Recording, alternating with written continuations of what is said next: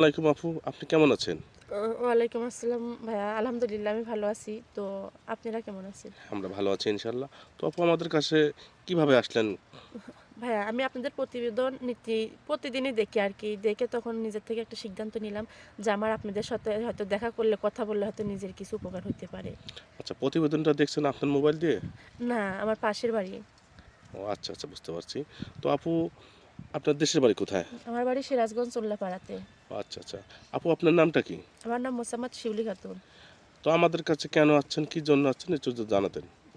হ্যাঁ, আমি শুনছি, জানি, এমনকি আপনাদের প্রতিবেদনে যেরকমটা দেখছি, তো আমি তো মনে করেন যে আপনাদের কাছে আসছি একটু সহযোগিতার জন্য, সাহায্য সহযোগিতার জন্য। যেমন মনে করেন যে যদি কালে ভালো একটা মনের মানুষ পাই, কারণ মনে করেন যে আমার নিজের মা নেই, মা মারা গেছে, বাবার একটা বিয়ে করছে। আর মা মারা গেলে জানেনই তো যে বাবা হয় তাওই, তখন সেই পরিস্থিতি আমার। হ্যাঁ, ও অনেকখান থেকে বিয়ে শাদী আসছে, বাবা দিতে পারে নাই, ও আচ্ছা, বুঝতে যৌতুকের পারছি। টাকা পয়সা চায়। তো এখন আমার পাশের বাড়ির এক চাচি পরামর্শ দিল, যেহেতু এই প্রতিবেদনটা তুই দেখিস তাহলে ওখানে যা, ভাইয়াদের কাছে গেলে হয়তো কোনো রকম হেল্প করতে পারে। হ্যাঁ, ঠিক আছে, বুঝতে পারছি। অবশ্যই আপনি আমাদের কাছে আসছেন, নিরাশ হবেন না ইনশাআল্লাহ। তো আপু আমাদের এইখানে তো আপনার প্রবাস থেকে অনেক মানে বয়স হয়ে গেছে। মানে প্রবাস জীবন কাটাতে, কাটাতে অনেক সময় বিয়ের বয়সটাই পেরিয়ে গেছে।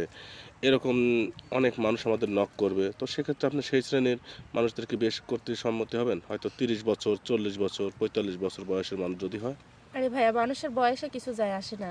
কারণ আমি যেখানে আসি, যে জেলখানাতে, আমার মনে হয় এর থেকে যদি আমি 50 বছরের একটা মানুষকে বিয়ে করি, তার মনে হয় সে আমার কষ্টটা বোঝার চেষ্টা করবে, যেটা আমার জন্মদাতা পিতাও বোঝে না, বোঝার চেষ্টা করে না। আচ্ছা, বুঝতে পারছি। তার মানে আপনার কোনো সমস্যা নেই।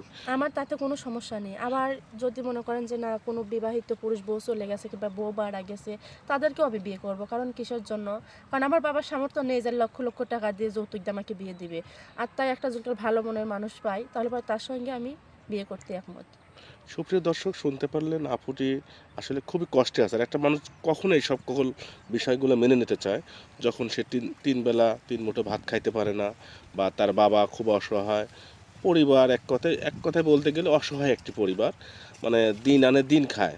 তারপরেও যন্ত্রণা যেটা হচ্ছে, তার বাবার একটা বিয়ে করছে, সৎ মায়ের ঘর কীরকম হয় অনেকেরই আছে, হয়তোবা যারা প্রবাসে আছেন বা দেশে আছেন। মানে এক কথায় বুঝতেই পারছেন সৎ মায়ের ঘর কী যন্ত্রণার একটা জায়গা। তো আমরা বেশি কথা বাড়াবো না, ৩-৪ মিনিটে একটা মানুষের জীবনের গল্প শেষ করা যায় না। তো আপু আমাদের কাছে তো অনেক মানুষ দেশ বিদেশ থেকে নক দিবে। তো আপনার মোবাইল নাম্বারটা যদি দিতেন। আমার ফোন নাম্বার থাকলে ভাই আমি আপনাদের সঙ্গে ফোনে যোগাযোগ করতাম। এই কষ্ট করে মানুষের কাছ থেকে টাকা ধার নিয়ে আমি কিন্তু আপনাদের অফিস অব্দি আসতাম না। তো এখন আমাকে যদি কারোর ভালো লাগে, কেউ যদি প্রকৃত বিয়ে করার ইচ্ছা থাকে, তাহলে আমি এটুকু বিশ্বাস তো যে আপনারা হয়তো তার সঙ্গে আমাকে যোগাযোগ করায় দিতে পারবেন। সুপ্রিয় দর্শক, আপুটির কোনো পার্সোনাল ফোন নেই, তো শুনতে পারলেন। আমাদের স্ক্রিনে নাম্বার দেওয়া থাকবে। কেউ ভিডিও কল দিবেন না, অডিও কল দিবেন।